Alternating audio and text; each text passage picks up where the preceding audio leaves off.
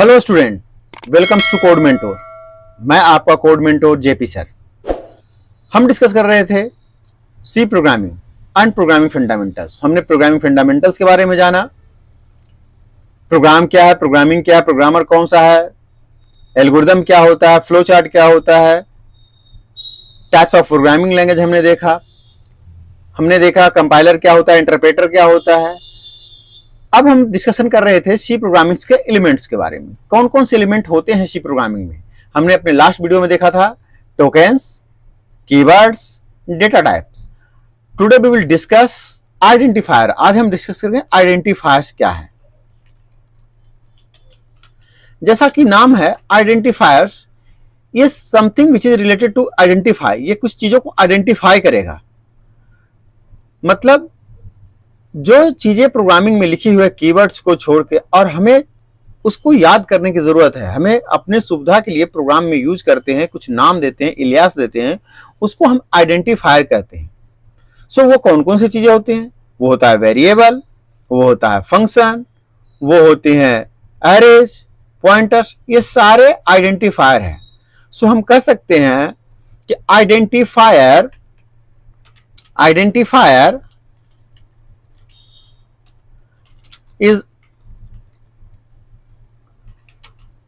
identifiers are user given name of a variable, function, array, a structure,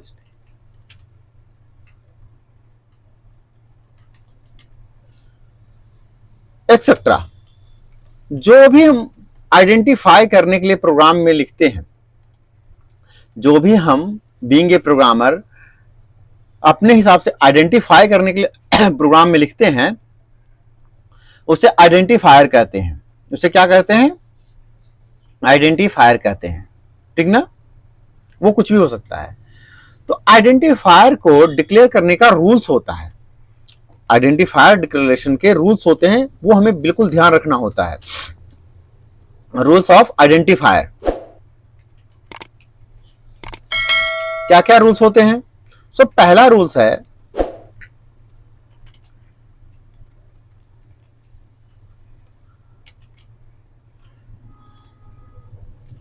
कि no keywords will be use as an identifier.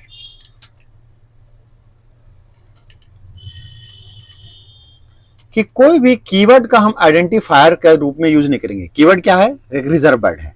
Like अगर हम ऐसे लिखते हैं कि हम एक वेरिएबल डिक्लेयर कर रहे हैं, इंट लिखते हैं, तो ये रॉन्ग है। What? This is wrong.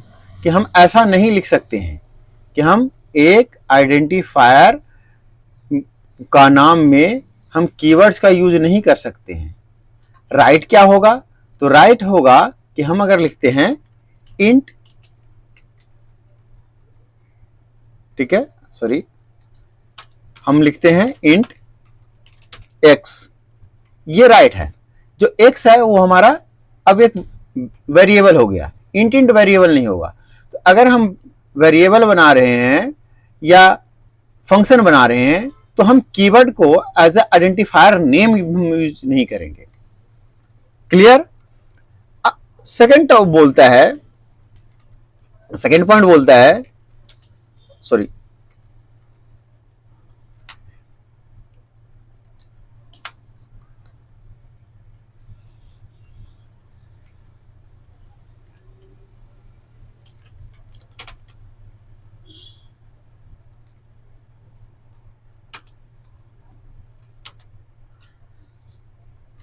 No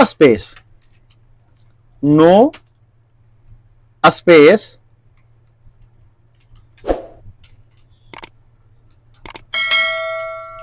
will be allowed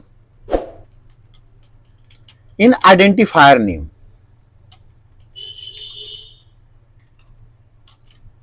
कि आइडेंटिफायर नेम में हम ब्लैंक स्पेस नहीं देते हैं। लाइक कि अगर हमने लिखा है एज आइडेंटिफायर इंट या डबल टोटल अमाउंट, तो टोटल और अमाउंट के बीच में स्पेस नहीं होगा। ये क्या है, एक रॉन्ग प्रैक्टिस है। ये भी क्या है, एक रॉन्ग प्रैक्टिस है। जैसे ये हमारा रॉन्ग प्रैक्टिस था ना, ऐसी ये भी हमारा एक रॉन्ग प्रैक्टिस है। ठीक है, और क्या हो सकता है,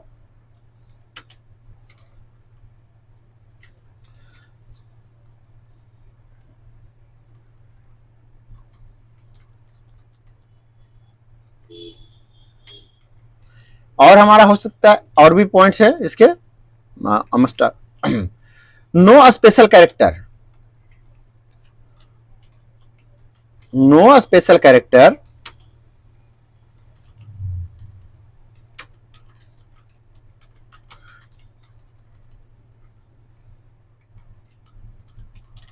will be used in identifier.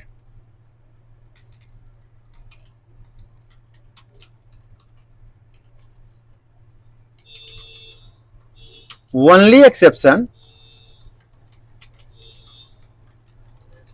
is this one, underscore, कि हम सिर्फ अंडरस्कोर का यूज करते हैं। जैसे हमने अभी अपने प्रीवियस वाले पॉइंट में लिखा था कि हमने एक डबल टाइप का वेरिएबल बना रहे हैं और वहां हम ऐसा वेरिएबल बना रहे हैं टोटल और अमाउंट। तो ये इन दोनों के बीच में स्पेस को गैप फिल करने के लिए हम ऐसे कर सकते हैं। ये हमारा राइट प्रैक्टिस होता है कि हम ऐसे टोटल अमाउंट लिख सकते हैं। ठीक, then we will move to the next. हमने बोला कीवर्ड एज आइडेंटिफायर नहीं होगा, कोई व्हाइट स्पेस, कोई ब्लैंक स्पेस नहीं होती है, और कोई स्पेशल कैरेक्टर नहीं होता। अगर आप आइडेंटिफायर में, सपोज करो आप आइडेंटिफायर लिख रहे हो और आप लिख रहे हो इंट डॉलर नम1 नम, तो ये रॉन्ग है। आप डॉलर का यूज नहीं कर सकते हो, ये भी एक रॉन्ग है। ठीक है, सो राइट क्या था कि हम स्पेस के बीच में अंडरस्कोर प्रिंट करें। Identifier name, identifiers name may be alphanumeric,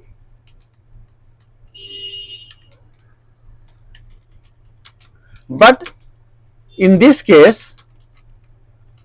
alphabet will be first then number।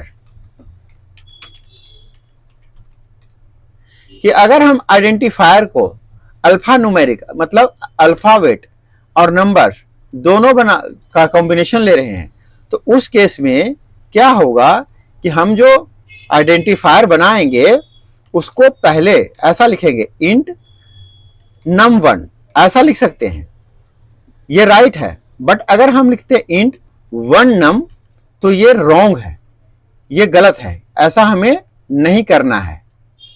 Alpha numeric रख सकते हैं लेकिन उस केस में अल्फाबेट पहले रहेगा देन नंबर रहेगा।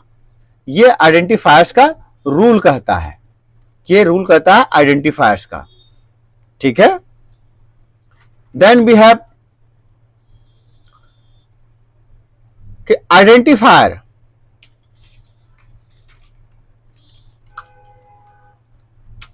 Declared in uppercase and identifier declared in lowercase have different meaning।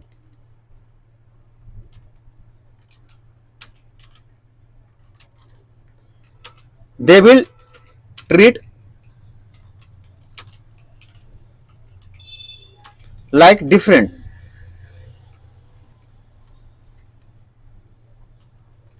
from each other।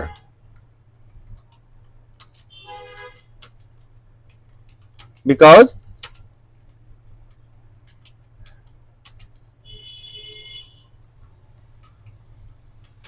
C programming is case sensitive language. कि सी प्रोग्रामिंग हमारा क्या है, केस सेंसिटिव है। अगर आप एक आइडेंटिफायर लिख रहे हैं इंट ए और एक लिख रहे हैं int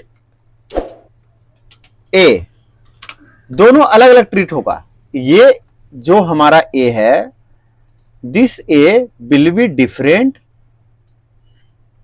it may contain some other value, ये कोई और वैल्यू कंटेन कर सकता है, और ये अलग, ये कोई और वैल्यू कंटेन कर सकता है। ये नहीं कि अगर हमने ए लिखा है तो दोनों एक ही होगा, नहीं। ये सी प्रोग्रामिंग हमारा केस सेंसिटिव प्रोग्रामिंग लैंग्वेज है। इसमें क्या होता है कि जो हमने अपर केस में लिखा है वो अलग ट्रीट होगा, और जो लोअर केस में लिखा है वो अलग ट्रीट होगा। सो ये 5 बेसिक रूल्स हैं हमारे आइडेंटिफायर्स के। सो हमने देख लिया एलिमेंट्स के तौर पे, क्या हमने देख लिया टोकेंस, हमने देख लिया कीवर्ड, हमने देख लिया डेटा टाइप, हमने देख लिया आइडेंटिफायर। सो आइडेंटिफायर में जो पहला आइडेंटिफायर आता है उसके बारे में अब हम डिस्कशन करते जाते हैं नेक्स्ट पॉइंट में कि वेरिएबल क्या है। What is variable? What is variable? Variable क्या है? आपसे कोई भी ये सवाल पूछ सकता है कि वेरिएबल क्या है, ठीक है, और रूल्स ऑफ वेरिएबल क्या होता है। तो रूल्स जो हमने बताया वही सारे रूल्स हैं, जो आइडेंटिफायर्स के रूल हैं वही रूल हैं, क्योंकि वेरिएबल क्या है? Variable is identifier. वेरिएबल क्या है? एक आइडेंटिफायर है। Variable is an identifier.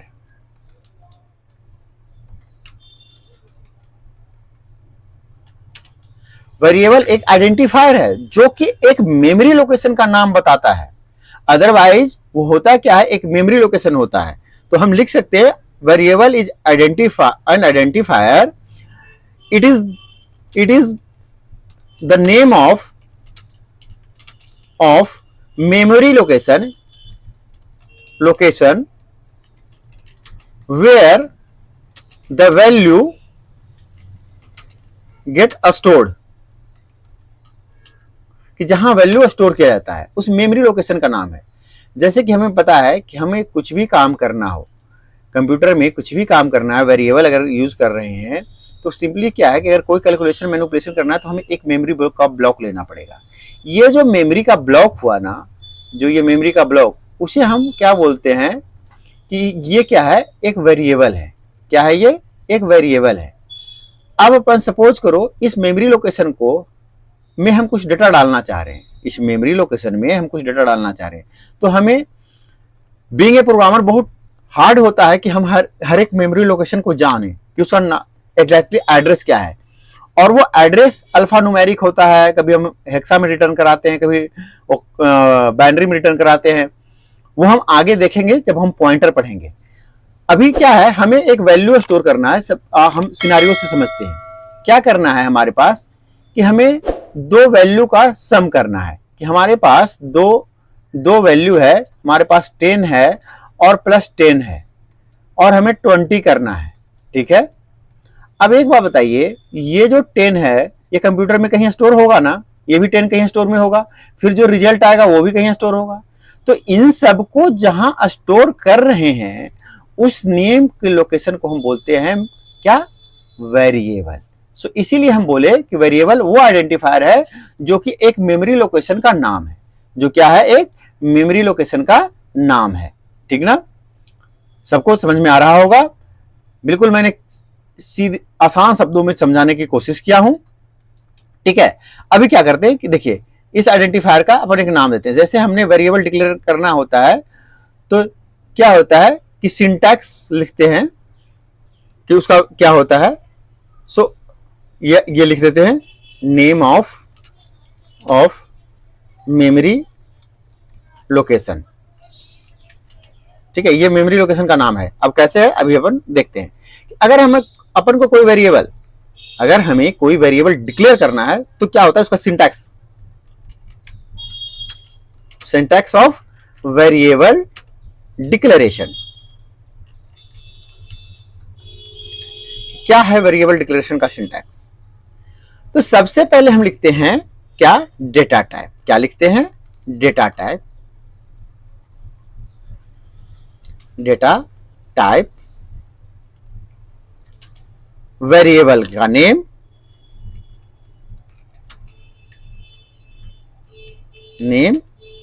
और टर्मिनेटर।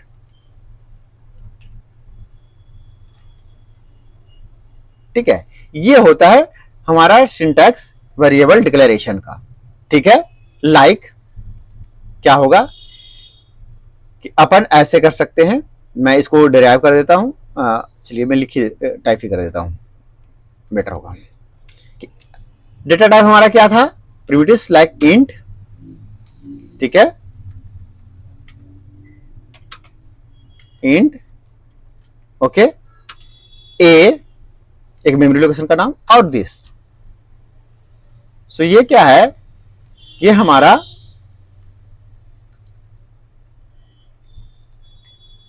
ठीक है एसिड।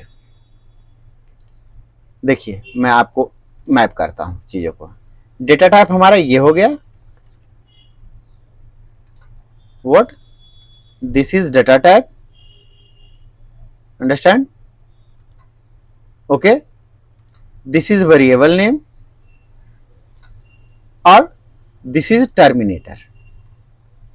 ये जो सेमी कॉलन है ना, उसको हम टर्मिनेटर कहते हैं। इसका मतलब कि ये चीजें टर्मिनेट हो रहा है, यहीं पे खत्म हो रहा है।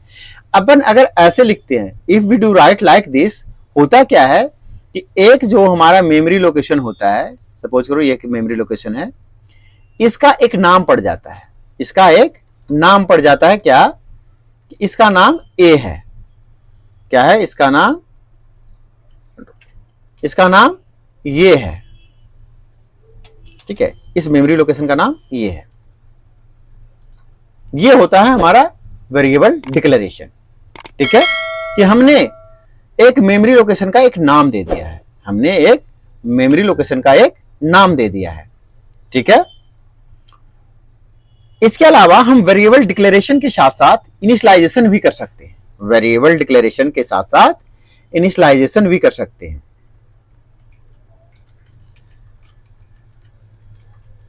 Syntax of variable declaration and initialisation.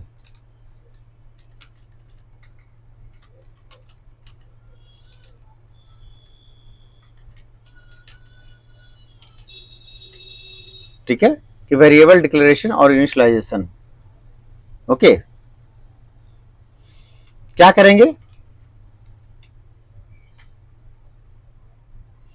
कि हम लिखेंगे ऐसा, सॉरी, अगेन डेटा टाइप, जिस डेटा टाइप का name, variable name,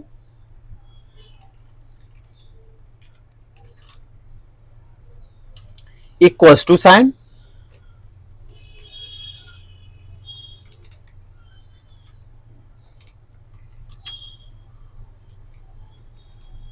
equals sign, initial value,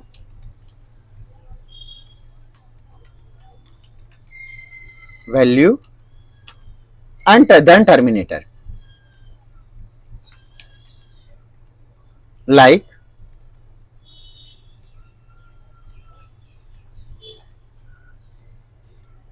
int a equals to 10, that's simple. ऐसा, इसे बोलते हैं वेरिएबल डिक्लेरेशन और इनिशियलाइजेशन। कैसे, देखिए, ये तो हमारा हो गया data type, int, name of variable A,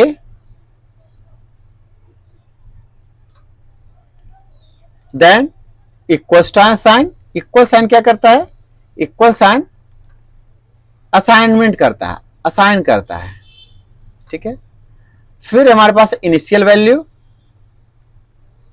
this one 10, and the terminator, semicolon. Okay,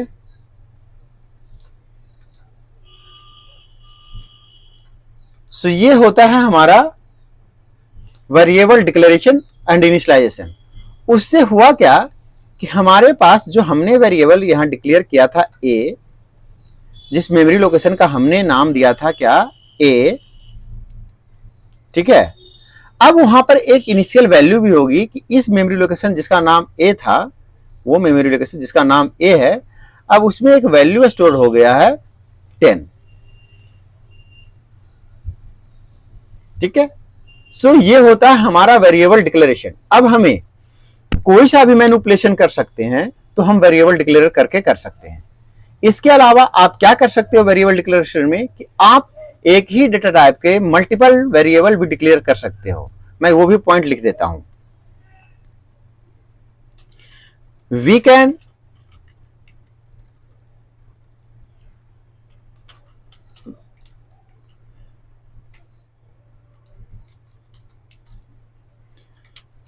ठीक है, we can declare multiple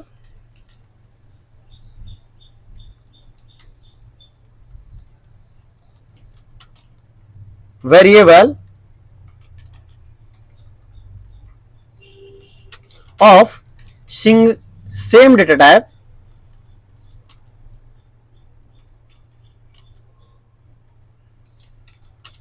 in single declaration, single variable declaration।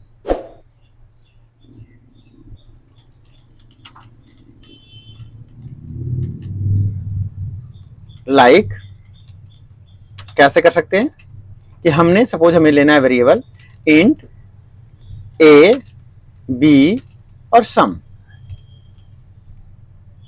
ठीक है, हमें अगर लेना ए बी नहीं लिखता हूं, थोड़ा मीनिंगफुल और कर देता हूं कि हमने 2 नंबर का सम करना है, num1, ठीक है, num2 और सम। हर एक वेरिएबल के बीच में सिर्फ एक सेपरेटर होगा, comma. Okay, note we use comma as a separator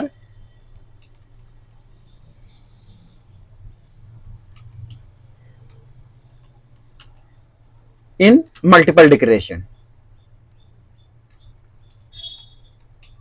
multiple variable declaration.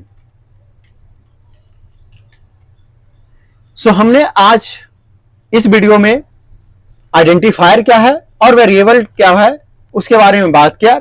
Next video में हम बात करेंगे ऑपरेटर्स का। अब हम चलते हैं एडिटर पे और एक वेरिएबल का जो हमने जैसे किया कि हम क्यों लेते हैं, तो हम एक एग्जांपल के माध्यम से समझ लेते हैं कि वेरिएबल का हम जो प्लेस होल्डर ले रहे हैं उसका यूज कैसे करते हैं। सो चलते हैं हम एडिटर पे। हमारा एडिटर है VS कोड। VS कोड, हमने VS कोड ओपन किया, न्यू फोल्डर, जो हमारा डेमो वाला फोल्डर है उसे खोल लेते हैं, और जो हमने लास्ट प्रोग्राम किया था ये डेटा टाइप वाला है। अब हम अपन एक वेरिएबल का प्रोग्राम करते हैं। ठीक है, वेरिएबल डॉट सी। सो ऊपर कमेंट कर देते हैं। कमेंट करने के लिए हम डबल बार करते हैं, program to illustrate use of variable.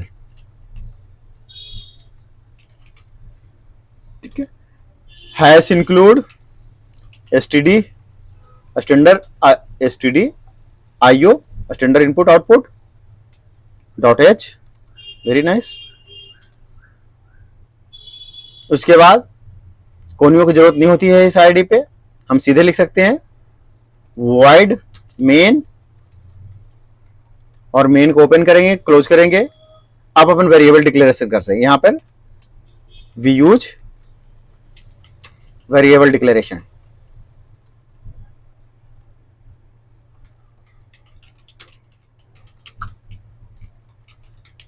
Okay, क्या करते हैं, इंट ए num1 num2 और सम। हमने मल्टीपल वेरिएबल डिक्लेयर कर लिया। हमने कोई भी वैल्यू इनिशियलाइज नहीं किया, हम यूजर से वैल्यू लेंगे। हमने क्या, printf, print function, inter value for num1, okay, scan of in bracket %d है क्या, न्यूमेरिकल वैल्यू के लिए कहां स्टोर हो, एड्रेस ऑफ num1, ओके। ऐसे ही हम एक और प्रिंटफ ले लेते हैं, printf inter value of num2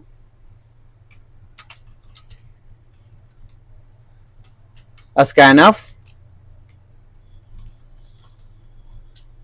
%d,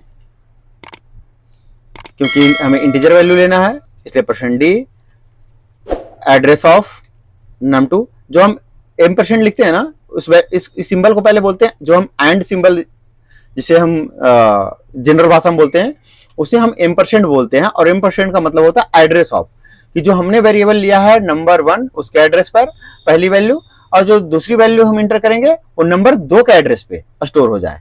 some equals to num1 plus num2, sorry num1 plus num2, okay. और क्या करेंगे, printf sum of 2 digit %d sum, that's all. हमारा प्रोग्राम बन गया। कंपाइल करने के लिए हम पहले टर्मिनल ओपन कर लेंगे, टर्मिनल हमारा ओपन हुआ है, क्लियर स्क्रीन कर दिया। हाँ, हमारा प्रोग्राम टाइप हो गया। अब हम इसे प्रोग्राम को कंपाइल करते हैं। प्रोग्राम को कंपाइल करने के लिए हम लिखते हैं GCC और प्रोग्राम का नेम। कंपाइल होने के बाद हमारे पास a.exe आ जाएगा। आ गया हमारे पास a.exe। रन करने के लिए ./a.exe। अब बोलेगा इंटर वैल्यू फॉर num1, तो हम num1 के लिए कोई वैल्यू इंटर कर देंगे। ऐसे सिमिलरली एक और बार पूछेगा तो हम लोग एक बार और वैल्यू, तो पहला वैल्यू जो हमने दिया वो num1 के लिए, दूसरा वैल्यू दिया वो num2 के लिए, और सम होके हमारे पास आ गया। तो इस प्रकार हम सी प्रोग्रामिंग को रन करते हैं, ठीक है। सो हम और भी एग्जांपल देखेंगे जब हम अगले टॉपिक्स पे आएंगे। मैं आपको समझा रहा था, मैं कुछ बातें यहां बता दूं, ठीक है। सो ये क्या है हमारा, जो हम इंटीजर के लिए हम यहां लिखते हैं %d हम जो लिखे हैं किसके लिए, इंटीजर के लिए।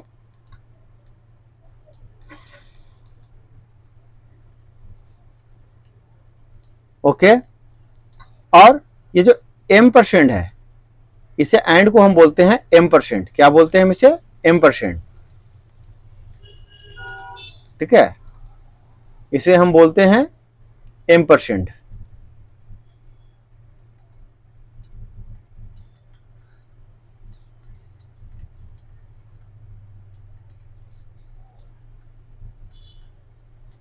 इसका मतलब होता है एड्रेस ऑफ, कि उसके एड्रेस पे आप स्टोर करें।